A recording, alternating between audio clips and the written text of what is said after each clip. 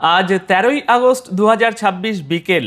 আর এই মুহূর্তে মধ্যপ্রাচ্যের গোটা পরিস্থিতি ঝুলে আছে মাত্র একটা তারিখের উপর, 17ই আগস্ট। কারণ আমেরিকা আর ইরানের মধ্যে যে 60 দিনের সমঝোতা যুদ্ধ থামিয়ে রেখেছে, সেটার মেয়াদ শেষ হচ্ছে ওই দিনেই। হাতে আছে মাত্র 4 দিন। আর ঠিক এই সময়েই একটা বড় খবর সামনে এসেছে। দুপক্ষই নাকি এই সমঝোতার মেয়াদ বাড়াতে রাজি। কিন্তু প্রশ্নটা এখানেই, মেয়াদ বাড়ানো মানেই কি যুদ্ধ শেষ হয়ে যাওয়া, নাকি পরের লড়াইটাকে আরও কিছু দিনের জন্য পিছিয়ে দেওয়া? আজকের আলোচনায় এটাই আমরা বুঝে নেব। সঙ্গে থাকবে হরমুজ প্রণালী নিয়ে ট্রাম্পের নতুন দাবি, ইয়েমেনের ভয়ঙ্কর পরিস্থিতি, রাশিয়ার বন্দরে ইউক্রেনের বড় হামলা, আর ইরানের সমুদ্রে ছড়িয়ে পড়া তেলের সর্বশেষ অবস্থা। শুরু করছি প্রথম খবরটা দিয়েই। দর্শক বন্ধুরা, আমেরিকা আর ইরানের মধ্যে যুদ্ধ থামানোর জন্য যে 60 দিনের MOU হয়েছিল, সেটাকে বলা হচ্ছে ইসলামাবাদ MOU। এই MOU মানে হলো দুপক্ষের মধ্যে হওয়া একটা সমঝোতাপত্র, যেখানে কে কি করবে কে কি করবে না সেটা লিখিতভাবে ঠিক করা থাকে। এই সমঝোতার মেয়াদ শেষ হওয়ার কথা 17ই আগস্ট। 60 দিন পূর্ণ হচ্ছে সেই দিনই। আর এখানেই পাকিস্তান সক্রিয় হয়েছে। পাকিস্তানের চেষ্টা হলো ডেডলাইন শেষ হওয়ার আগেই দুই দেশকে আবার আলোচনার টেবিলে বসানো। পাকিস্তানের পররাষ্ট্র মন্ত্রকের বক্তব্য অনুযায়ী শান্তির চেষ্টা যাতে ধাক্কা না খায়, সেই জন্যই তারা মধ্যস্থতার কাজ চালিয়ে যাচ্ছে। এই কারণেই পাকিস্তানের স্বরাষ্ট্রমন্ত্রী মহসিন নকভি তেহরানে পৌঁছেছেন। গতকাল 12ই আগস্ট ইরানি কর্মকর্তাদের সঙ্গে তার বৈঠক হয়েছে। আর এই বৈঠকের উদ্দেশ্য শুধু যুদ্ধ থামানো নয়, উদ্দেশ্য হরমুজ প্রণালী আবার খুলে দেওয়ার একটা রাস্তা বের করা। এবার আসা যাক সবচেয়ে গুরুত্বপূর্ণ আপডেটে। আজ দুপুর পর্যন্ত আসা রিপোর্ট অনুযায়ী আমেরিকা এবং ইরান দুপক্ষই এই সমঝোতার মেয়াদ বাড়ানোর ব্যাপারে নিজেদের সম্মতি মধ্যস্থতাকারীদের কাছে পৌঁছে দিয়েছে। অর্থাৎ যুদ্ধবিরতি আরও একটা ধারা পেতে পারে, আরও কিছুটা সময় পাওয়া যেতে পারে। এখন দুপক্ষের মধ্যে আলোচনা চলছে, মেয়াদ কতদিনের হবে আর শর্তগুলো কি হবে। কিন্তু দর্শক বন্ধুরা, এখানেই সবচেয়ে বড় প্রশ্নটা তৈরি হচ্ছে, যদি দুই দেশই যুদ্ধবিরতি বাড়াতে রাজি হয়, তাহলে কি সত্যিই যুদ্ধ শেষ হওয়ার দিকে এগোচ্ছে, নাকি এটা শুধু পরের লড়াইটাকে কিছুদিনের জন্য ঠেকিয়ে রাখার একটা ব্যবস্থা? কারণ বাস্তবতাটা দেখুন, হরমুজ প্রণালী এখনও বন্ধ, ইরান নিজের শর্তে অনড়, আর আমেরিকাকেও তার চাপ থেকে 1 ইঞ্চিও পিছু হটতে দেখা যাচ্ছে না।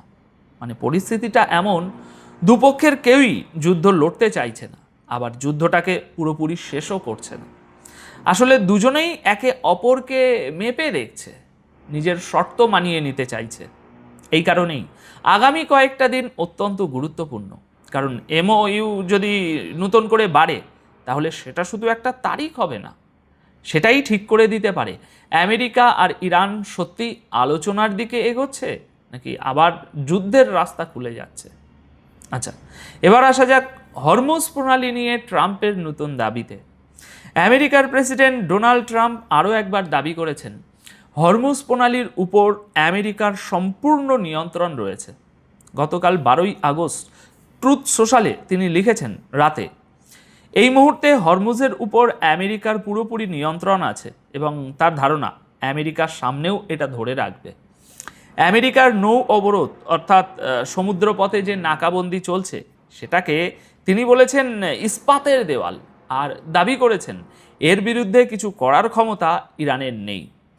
মনে রাখবেন, গত কয়েক ঘন্টার মধ্যে এটা তার দ্বিতীয়বারের দাবি। একদিকে ট্রাম্প বলছেন হরমুজের উপর আমেরিকার নিয়ন্ত্রণ সম্পূর্ণ, অন্যদিকে ইরান এখনও বলছে এই পথ খুলবে তার শর্ত পূরণ হওয়ার পরেই, তার আগে নয়। এই দুটো কথা একসঙ্গে মেলে না। আসল প্রশ্ন এটাই, আমেরিকা যদি সত্যি পূর্ণ নিয়ন্ত্রণ নিয়ে থাকে, তাহলে ইরান এখনও এই পথ খোলার জন্য শর্ত রাখছে কিভাবে? আর ইরান যদি শর্ত রাখার মতো অবস্থাতেই থাকে, তাহলে ট্রাম্প কি বাড়িয়ে বলছেন? এই প্রশ্নের নিশ্চিত উত্তর এখনই দেওয়া কঠিন, কিন্তু প্রশ্নটা মাথায় রাখা জরুরি। এবার চলে যাই ইয়েমেনে, কারণ সেখানকার পরিস্থিতি দ্রুত খারাপের দিকে যাচ্ছে।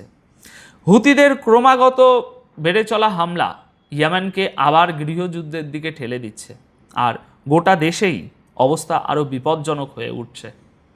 সবচেয়ে বড় পরিবর্তনটা কোথায় সেটা বুঝুন। হুতিরা এখন আর শুধু লোহিত সাগরে সৌদি আরবের জাহাজকে নিশানা করছে না, তারা স্থলভাগেও ইয়েমেনের স্বীকৃত সরকার এবং তার সরকারি সেনা যে ঘাঁটি তার উপর সামরিক অভিযান বাড়াচ্ছে। আল মোখায় হুতিদের সাম্প্রতিক হামলা নিয়ে রিপোর্টে বলা হয়েছে তারা সৌদি আরবের সামরিক ঘাঁটি, অস্ত্রের ডিপো এবং কমান্ড হেডকোয়ার্টারকে নিশানা করেছে। সেই সঙ্গে সৌদি সামরিক অফিসারদের নিহত হওয়ার দাবিও সামনে এসেছে।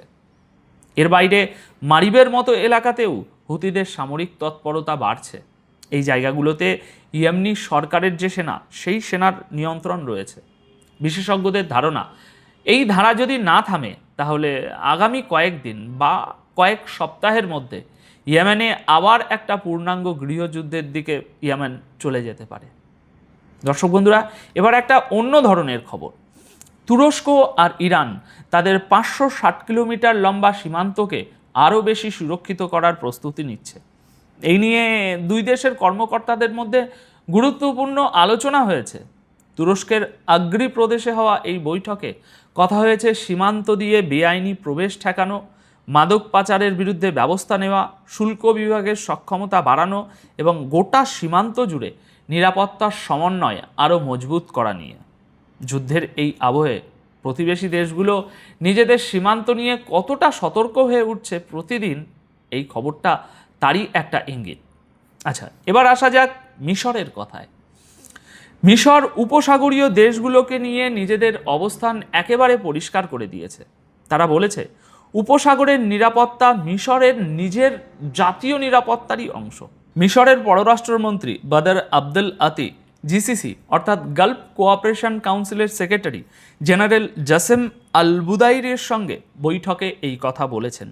তিনি জানিয়েছেন যে উপসাগরীয় দেশগুলোর নিরাপত্তা, স্থিতিশীলতা এবং তাদের সম্পদ রক্ষার জন্য যেসব পদক্ষেপ নেওয়া হচ্ছে মিশর তার পূর্ণ সমর্থন দেবে। এখানে লক্ষ্য করুন শব্দটা, শুধু পাশে দাঁড়ানো নয়, পূর্ণ সমর্থন।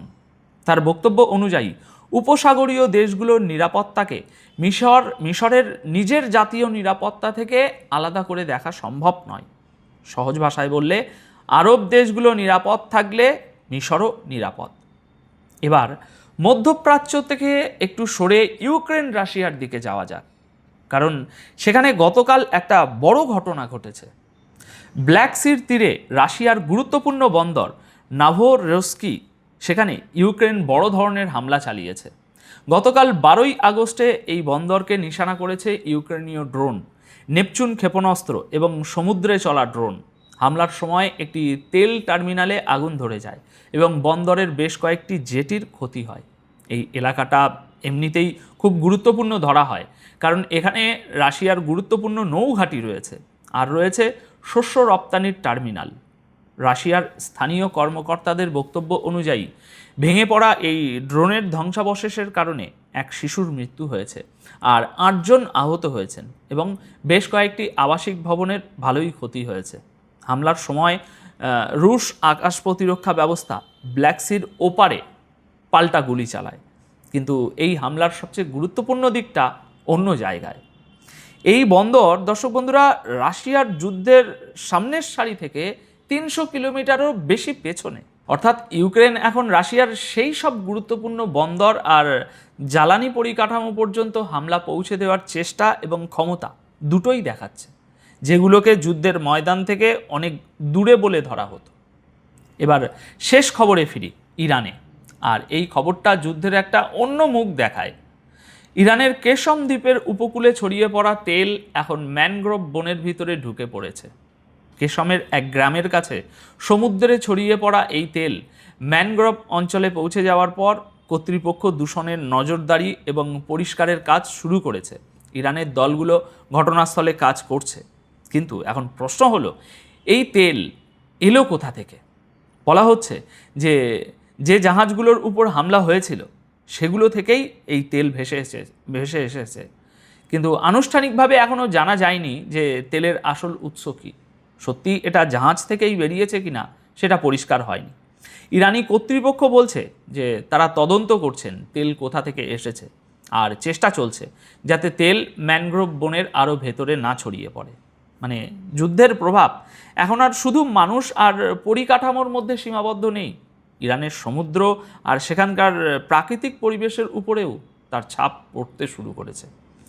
একদিকে আমেরিকা আর ইরান বিরতির মেয়াদ বাড়ানোর ইঙ্গিত দিচ্ছে, কিন্তু হরমুজ প্রণালী এখনও বন্ধ আর দুপক্ষই নিজের শর্তে অনড়। সব মিলিয়ে বলা যায় যুদ্ধ থেমে আছে বলে মনে হলেও চাপ কোথাও কমেনি, শুধু জায়গা বদলাচ্ছে।